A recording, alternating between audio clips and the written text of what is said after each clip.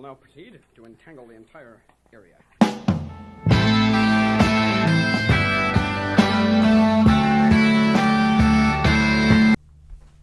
Hi there, I'm here to talk with you about love.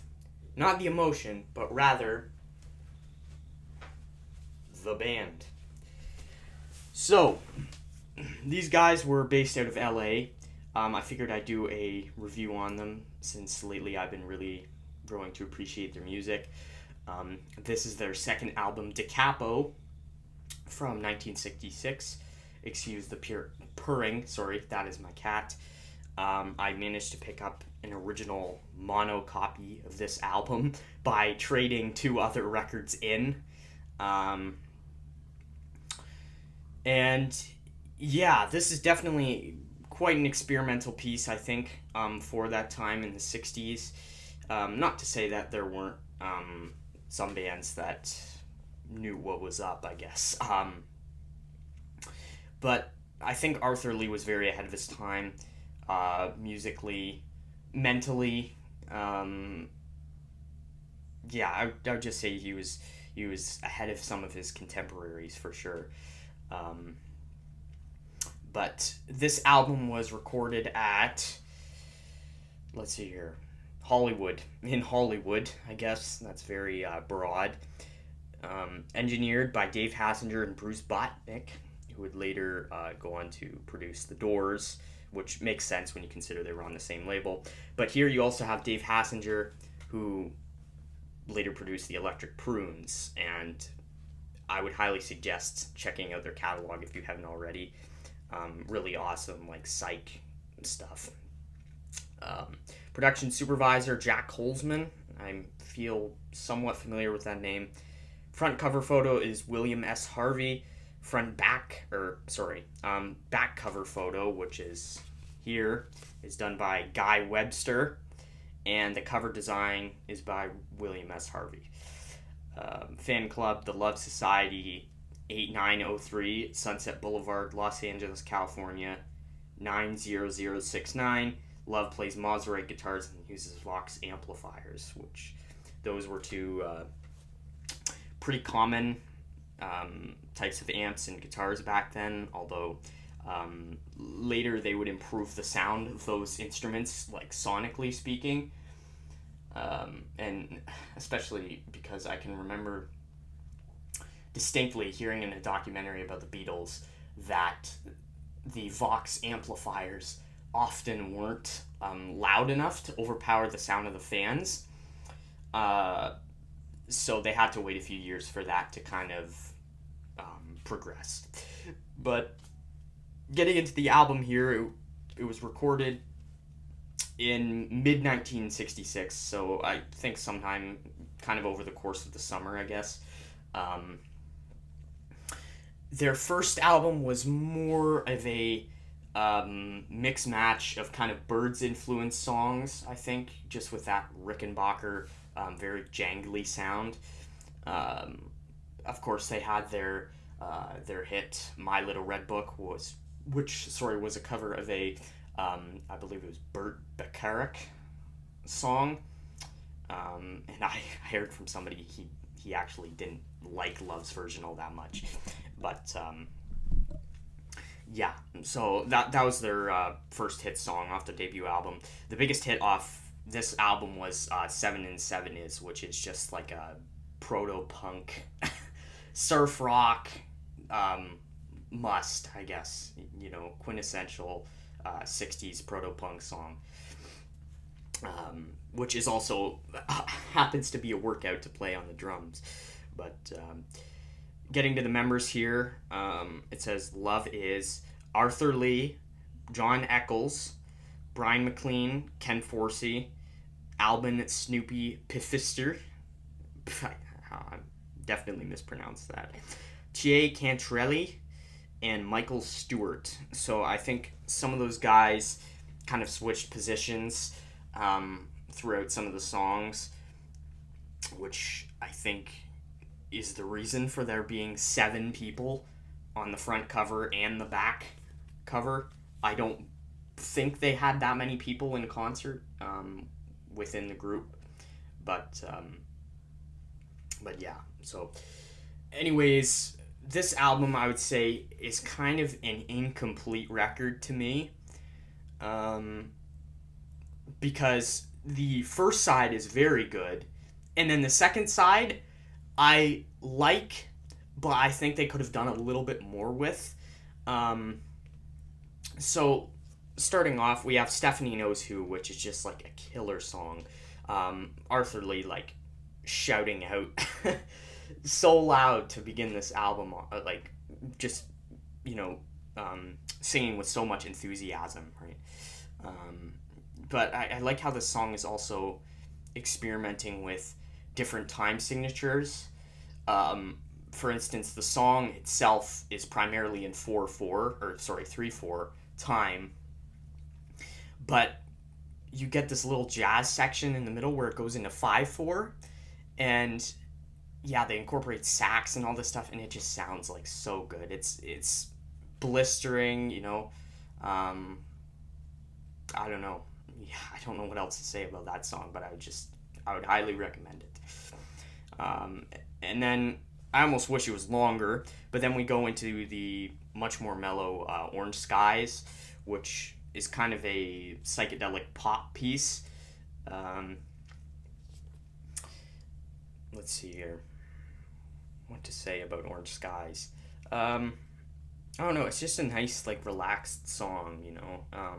It kind of reminds me of fall, I guess, a little bit. Maybe because of the title, but let me think here. What to say? I don't know. I like everything about it. Like, I can understand how some people might think it's like too like poppy, I guess, like pop oriented. But I just think it's a nice kind of fun, like breezy song, you know. Especially with all those little percussion instruments like the egg shaker and the tapping of like the wood blocks and stuff. But yeah, just a fun, like catchy song. Then you have Q Vida. I'm not sure if that is Spanish for something. It looks like Spanish to me. It could be something else. It might not even be a word. I think I tried to translate that once and it didn't say anything. So yeah, but many of these songs have their roots, I think, in Latin music. Just like I said, with all the percussion instruments and the I don't know, just very very multiculturally oriented songs, you know, through their guitar licks and just the choices of what they decide to play. Especially, I mean, I shouldn't say that. I think the thing that really makes it sound most to me like you're down in like the Caribbean or something is the little flute that is involved on Cuvita. Um, yeah, I don't know what else to say. I really like some of the chord progressions too in these pieces, Orange Skies and Cuvita.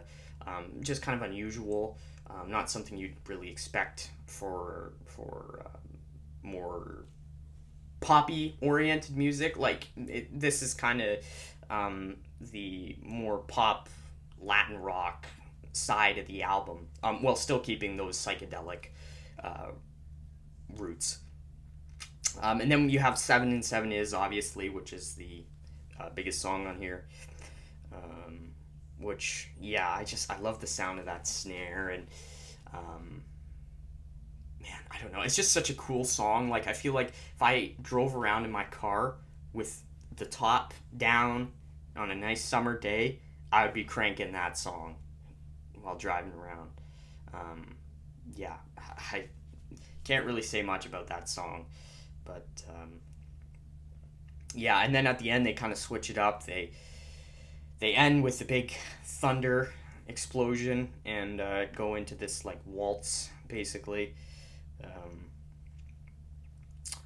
yeah, and then the next song is the Castle. Track 5 is the Castle. Um, Kind of a proggy song to me. I know some of you may have seen the video before this, in which I talked about some proto prog songs from the '60s, and I mentioned this one on there. But I don't know. I just think like it starts out with that mellow, fairly mellow acoustic guitar, but then the bass line is like killer in this song. Same with the drums. But an observation I have about this song is that I think the drums and bass were recorded after the acoustic guitar because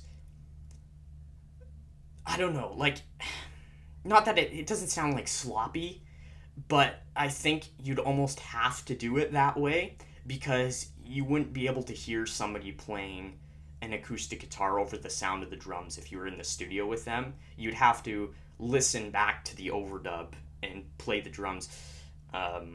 But that can be difficult, and I would give props to the drummer for playing as well as they did on that song. I mean, of course, I think it's the title of the song is based around the castle that the group supposedly lived in Los Angeles. But yeah, I don't know, just some really interesting changes in the song. Yeah, I don't know. I don't know what else to say. I don't know. There's a fair amount of reverb in these mixes, I think, which becomes apparent when you kind of listen to the castle and 7 and 7 is, but I think that's pretty much just standard for any recording, especially from this time period. But I'm not complaining, you know. I think reverb is a very standard studio effect that I think actually should be used because I think reverb can make things sound better than they otherwise would, because, you know, if somebody was singing, then it's very abrupt when you're listening to somebody sing. Like, you could go, and it kind of cuts off like that. When you got reverb, it's just kind of a nice little touch on the end of every single syllable and every single phrase where it kind of bounces off into the distance. Yeah, and then She Comes in Colors finishes off side 1. It's the 6th track. I don't really know what to say about this piece, just because I only listened to all of side 1 today, and previously that's a song I hadn't really looked at. But it sounded good. You know, again, you have the rich chord progressions, especially with the guitar, and with the guitar tone specifically, they get a very clean sound, I think, and sometimes it's just nice to have that kind of full undertone to a song, you know. But I don't know, I think She Comes in Colors specifically has some very creative lyrics on it when he talks about being invisible and how she can't see him, and then they kind of relate that back to how she comes in colors, I guess. But that I think there's a chance that could be a drug influenced song. Yeah, there's no way. I don't think there's any way that that's not a drug influenced song. If you're talking about people coming in colors, there's one of two options there, you know. You could either be talking about the hallucinogenic side of things, seeing people as like human gummy bears, basically, or I suppose you could just, I don't know. I don't want to get like into like a racial discussion here, I guess, but yeah, it's either like one of those two options, you know. And I'm not saying, yeah, never mind. I'm just gonna drop it, you know. So, anyways, moving on to side 2, you have Revelation, which I believe this is one of the first albums to have a side-long song on it. It comes in at just under 19 minutes, and to begin with, I quite like it, like the bluesy sound and everything. I kind of wish they might have like chopped it, or like cut it down, just so it doesn't take so long to kind of move on, because you got that swing groove on the drums with the ride and the snare, the it stays like that for like 10 minutes like straight, and then I think around the 13-minute mark they kind of drop off. They finally change tempo. It goes to the hi-hat and stuff, and they bring in a saxophone. Not to say there aren't some good moments, for sure, with the bluesier part of the song. You get to hear some really primal screams from Arthur Lee. There's a guitar solo, but to me it just sounds like basically a jam session that was recorded and kind of thrown onto the album. And I appreciate having that, but I feel like they might have been able to put a little bit more work into it, or even like shortened it, after the 13-minute mark, and after it goes into that jazzy section, which I also feel like they may have been able to cut down on. Good nonetheless. There is, though, a like really good drum solo. I don't know who's playing the drums on that song, but like right at the tail end of the song, he just goes into this drum solo whilst also keeping the tempo of the song. He's like, yeah, you get the idea. And then you're kind of left with this sort of harpsichord ending. And I should mention that's also the intro to the song, which almost makes me reminisce. Harpsichord, any harpsichord, makes me reminisce of like medieval Europe or something in that vein, just because it sounds very. I don't know why I make that association, but I just do. Maybe it's like pop culture, or I don't know, but yeah, it kind of leaves that feeling with me. So yeah, I mean, Revelation, I think is a solid song, but I'm gonna be honest. I think they could have put a little bit more thought into the second side of the album, because I think if they had some more songs like on the first side, then I would like the album more overall. Actually, what I did do at one point was I took Revelation and I shortened it like manually, cutting it off into pieces, squished it back together, came down to about like, I think it was like 12 and a half minutes or something. I took the 18-minute song and smushed it into 12 minutes, and I was going to upload it, but I don't know if you guys would be interested in that. So yeah, but I just felt like coming on here and showcasing this album. I especially love that logo here, and sorry, the album cover too, with the portrait. I think it's very creative. I was going to say, I was eating at an Italian restaurant the other day. I felt like this could have fit in right on one of the walls there, because they've got all these pictures and things. But I think Los Angeles in the 60s would have been a very cool place to live. And even though I'm sure there were downsides to it, I just think, so many celebrities and famous people and great bands were from that area, that I think it was kind of a big scene for the music explosion that was going on at that time period. And so right before I leave, I'm just going to show you guys this album, pull it out of the sleeve here. So like I said, this is an original mono copy.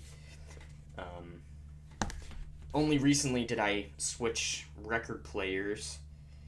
I got one that was called a 1x1 turntable. It's worked out very, very well for me. So if you're looking at any turntables that aren't insanely expensive, I would recommend the 1x1 turntable, because it's not really like super cheap, like maybe a Crosley or something like that,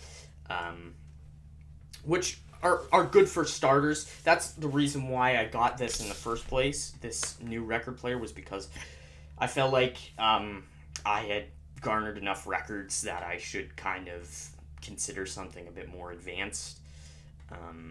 But yeah, it's worked out very well for me. So yeah, so no, this isn't an advertisement for it, but yeah. So I hope you guys enjoyed this video, and I'll see you in the next one.